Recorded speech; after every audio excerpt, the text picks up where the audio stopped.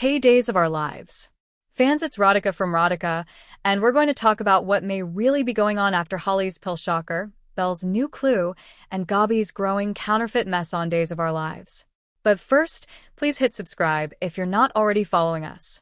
So, today on Days of Our Lives, we saw one of those episodes where everybody looked like they were having a normal conversation, but underneath it all there was panic, suspicion, and just enough emotional chaos to make you know something bigger is coming. And honestly, that is when this show is the most fun because the episode was not loud every second, but it kept dropping little clues and ugly little truths all over the place. We started around Horton Square with Belle running into Kat, and right away you could feel Belle was doing that Salem thing where concern and snooping kind of blend together. She brings up EJ and says that her mom and Chad are worried about Kat, which is fair because anybody orbiting EJ for too long usually ends up stressed, manipulated, or both. Kat thanks them for caring, says she's good, hopes Belle has a wonderful day, and walks off. Polite, yes. Convincing? Not really. I mean, Kat always seems like she is keeping half a thought to herself, and that is either smart survival or the start of another mess. Then, at the Brady pub, Chad is having lunch with Leo, and Leo pitches a story about the knockoff handbags hurting Gabi chic. Chad gives him the go-ahead, which actually makes sense because Leo is messy, but he also knows how to sniff around dirty worlds and find dirtier people. And in this case, that fake purse world is not some cute side hustle. Rafe later says it's big business and funds all kinds of illegal activity, so this is not just a fashion problem. This is Salem, which means a handbag ring can turn into organized crime by Friday. Belle joins Chad at the pub, and she has found another clue in that concert insert. Leo, being Leo, comes back from the bathroom and immediately wants to know what mystery they're working on, and Chad fills him in on the chess-set clue trail. Leo then rushes off to his appointment with Marlena, but not before helping keep that nice Salem tradition alive where absolutely no conversation stays private for long. Belle shows Chad a microscopic word she found in the insert, Viva Verde, which ties back to Victor Emmanuel, King of Italy, and then to the unification of Italy. Now, this clue trail is so extra. It's very classic Days. You can't just get a map and a note. No, you need historical symbolism, sacred references, hidden text, and a possible mad scientist at the end of the rainbow. Belle explains it all connects to the Celtic knot, the Holy Trinity, and several sites in Italy, but then says they've hit a dead end. And just when Chad is probably thinking maybe they should stop before they wind up 6 feet under in some secret tunnel, Belle gets this flash and says she thinks she knows who is leaving the clues. She thinks it must be Dr. Rolf, who is currently in hiding. Chad immediately says Rolf is bad news, which, yes, understatement of the century. If Dr. Rolf is involved, then bad news is putting it very gently. Chad worries this could be his father's ultimate trap, and he says he couldn't live with himself if something happened to Belle. That was actually a sweet beat, even if it also had that classic soap tone of, I care about you, therefore I will probably follow you into danger against my better judgment. And of course Belle, because she is Belle, says she appreciates the concern but she needs answers. So now she wants to fly to Italy and do some real detective work. Honestly, when a soap character says they need a vacation and detective work in the same sentence, you just know the vacation part is a lie. Nobody is going to Italy for rest here. They're going for clues, betrayal, panic, and probably a cobblestone chase scene if we're lucky. Back at home, Rafe finds Gabi staring at her computer in total shock because she just got the amount of her inheritance from Stefan, and it is more money than she has ever seen in her life. That was a really interesting little moment because for once Gabi is not leading with pure fire. She is stunned, reflective, and almost trying to think responsibly, saying she'll use some to pay back a debt and start a trust for Ari. I liked that. It humanized her for a second before the day pulled her back into battle mode. Then Gabi shifts to the counterfeit purse problem, and she says Leo and Gwen are helping her. Rafe is shocked, which is funny because honestly most of us would also pause if Gabi told us her anti-crime dream team was Leo and Gwen. But she says they know the counterfeit world, and then immediately realizes maybe she should not have said that to a federal agent. That was a nice little self-aware beat.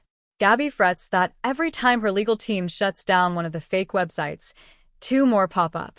Rafe tells her this market is huge and tied to all kinds of criminal activity, which tells us this story may not stay in the fashion fraud lane much longer. Now, over at the hospital, things got very tense, very fast. Brady checks in with Sarah and hears Holly is supposed to be discharged. Sarah says she hopes to keep an eye on Holly at home, then excuses herself to check on a patient. Tate comes in and shows Brady the pills he found in Holly's personal bag. And in the background, EJ is standing there remembering that he put the pills in the bag. So right there, the audience gets the truth while everybody else starts stumbling around in the dark. And honestly, that kind of setup is cruel in the best possible soap way. Because now every reaction to Holly is going to feel unfair, and we know exactly why. Marlena appears behind EJ and mentions hearing the news that he lost the hospital, but EJ snaps that the sale has not gone through, and he is sure Gwen's buyer will back out. So he is still clinging to control, still trying to sound like the king of the mountain, even while the ground under him is cracking. Kat arrives, EJ walks off with her, and meanwhile Sarah rejoins Brady and Tate and hears about the pills. She says she'll have them tested, but first they need to talk to Holly. Brady goes to search the Kiriaki's mansion, while Sarah and Tate go to Holly's room. And this scene with Holly was rough. She is ready to leave when Sarah and Tate show her the pills. Holly says she has no idea what they are. Tate says he found them in her bag, and Holly insists she has never seen them in her life. Sarah says she wants to help her, but Holly has to admit there is a problem. That is the kind of line that sounds caring but would make anyone feel cornered, especially if they were actually innocent. Holly says the bag has been empty for months, she is not using again, and she is sick of being accused of something she did not do. Sarah leaves to get something to calm her down, and Holly turns on Tate hard, saying he told her he believed her. Then, she makes a good point, honestly. She asks how stupid he thinks she is to ask him to search her bag if she had hidden pills there. Exactly. That's not proof she's innocent, but it is not a dumb question either. Sarah comes back with the sedative, and Holly pretends to take it just to make her happy. Then she tells them both to leave, or she will scream. After they go, we see Holly palm the sedative and did not take it. So now even if she is telling the truth about the pills, she is also making choices that will make nobody trust her. That is the tragedy of the whole thing. When a character is wrongly accused but also starts acting evasive, it just feeds the fire. Then we get Leo's therapy session with Marlena, and honestly, I loved this.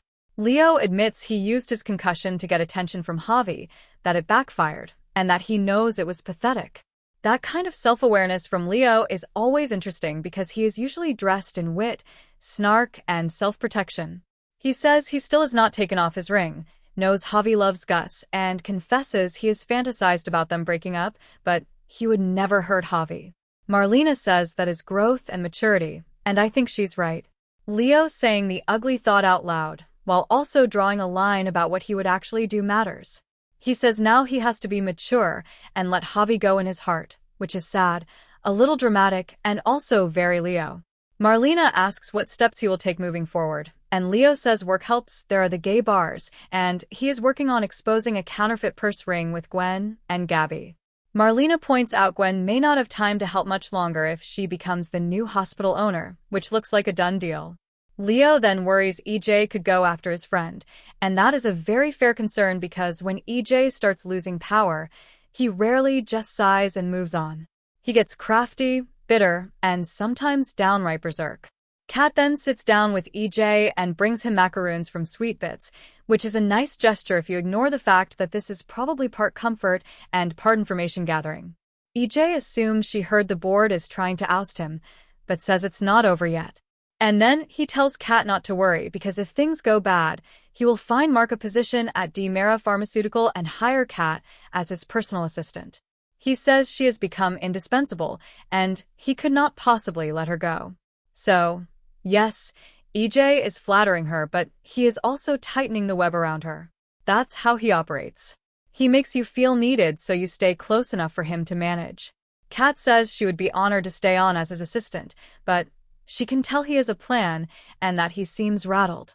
She brings up Marlena telling her about EJ and the Coruscant connection and asks if he wants to talk. That was interesting because Kat is clearly trying to get him to open up about whatever is really going on with these headaches and whatever larger secret may be tied to them. EJ thanks her for wanting to listen, but says dealing with his headaches is not in her job description. She tells him she's also his friend and cares about him. He appreciates it, but insists he has it under control. Which means, in soap language, he absolutely does not have it under control. And then in the final stretch, the episode dropped 3 really important beats. First, Gabby wonders how these counterfeit companies are getting her designs so quickly because only people who work for her or the manufacturers should have access. Then suddenly she thinks she knows who is behind it. They did not reveal the name, which of course means we are supposed to sit here and spiral. Second, Chad tells Belle they barely have anything to go on, but Belle insists someone wants them to solve the mystery, and because she is desperate for a vacation, she's going to Italy. Chad says he'll go with her and takes her hand, which, come on, that moment was loaded. And third, Brady comes back and says Holly's room is clean, so those pills must be the only ones she had. Sarah says the pills are at the lab, and Tate says Holly is denying they were hers. So that situation is only getting uglier from here. So let's talk about what I think is really going on, because honestly this episode felt like a giant setup board where every clue points in 3 directions at once. First up, I suspect Holly is being framed, and I am very much side-eyeing EJ as the one who set this in motion, because the episode flat-out showed us he planted those pills. That part is not the mystery. The mystery is why he did it and what he thinks he gains from it. And honestly, that is where this gets more interesting than just EJ did a bad thing again. If he wanted to destabilize Holly, distract Brady, undermine Sarah, or create chaos around the Kiriaki's orbit while he fights for the hospital, this would do it. My guess is he needed one more loose end to throw into the room, one more emotional fire to keep people reacting instead of thinking. And if that sounds cruel, well, it is. But cruel is also one of EJ's default settings when he thinks he's losing power.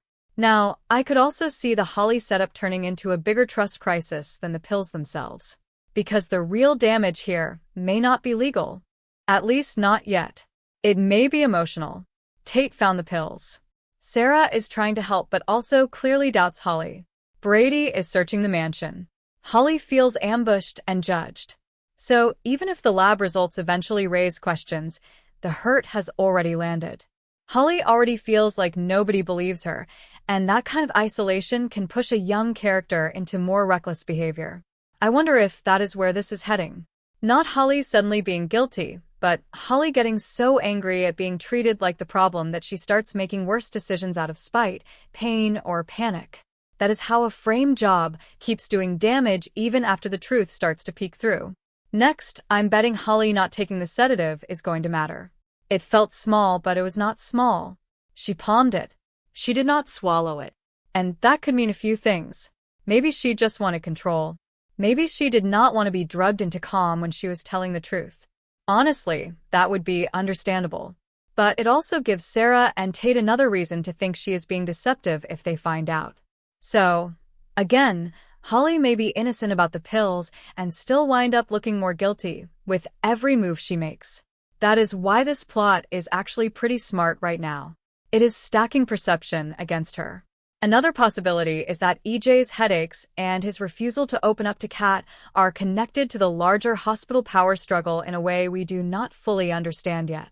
Kat tries very gently to get him talking, even bringing up the Coruscant connection, and EJ shuts it down. I could see that as simple control freak behavior, but I also wonder if he is terrified that if he says too much, he will expose weakness at the exact moment the board is trying to push him out. EJ hates vulnerability. He hates looking rattled.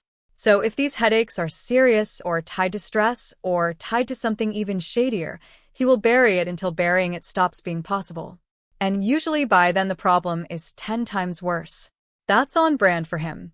And while we're on EJ, I suspect Kat is getting deeper into his world than she realizes. He is offering Mark a position, offering Kat a job, calling her indispensable, making sure she knows she still has a place if the hospital deal collapses. That is not just kindness. That is strategic bonding. I could see EJ keeping Kat close because she comforts him, Yes, but also because he can sense she is sharp enough to be useful and loyal enough to be dangerous if she turns against him. So the more Kat tries to help him, the more I think she may uncover something she was not supposed to know. And once that happens, she could be in real trouble. Salem friendships with DeMaras are never simple. They come with emotional fees and possible light treason. Now let's get to Belle and Chad, because this Italy story is either going to be romantic chaos or actual disaster, probably both. First, I suspect Belle is right that someone wants them to solve the mystery. That is the detail I keep coming back to. These clues are too deliberate, too layered, too dramatic. This is not random static. Somebody is leading them. And if Belle is right that Dr. Rolfe is part of this, then the trail itself could be the trap. Chad is worried about exactly that, and honestly, I think he should be. Because if there is one person in Salem-adjacent history who would leave intellectual breadcrumbs just to lure people into danger, it is Rolfe. That man treats basic ethics like optional side quests. So, I'm betting the Italy trip is going to reveal something real, but not in a clean or safe way. I could see Belle finding exactly the kind of answer she's desperate for while also unlocking something she should have left buried. And Chad going with her feels romantic, yes, but it also means he'll be right there in the line of fire.